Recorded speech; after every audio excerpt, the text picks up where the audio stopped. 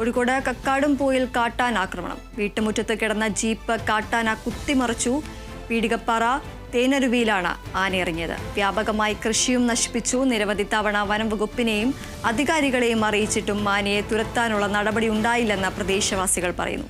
വനം വകുപ്പ് അടിയന്തരമായി ഇടപെടണമെന്നാണ് നാട്ടുകാരുടെ ആവശ്യം. സംഭവത്തിൽ അടിയന്തരമായി നടപടിയെടുക്കുമെന്ന് കൂടരഞ്ഞി പഞ്ചായത്ത് പ്രസിഡന്റ് പറഞ്ഞു.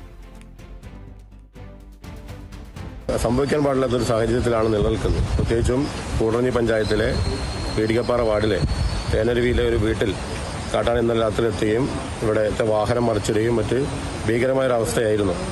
ശാശ്വതമായ പരിഹാരം ഉണ്ടാക്കുന്നതിന് വേണ്ടി ഫെൻസിംഗ് സംവിധാനങ്ങളൊക്കെ ഏർപ്പെടുത്തിയിട്ടുണ്ടെങ്കിൽ പോലും നിലവിലെ സാഹചര്യത്തിൽ അത് ചെയ്തിട്ടില്ല.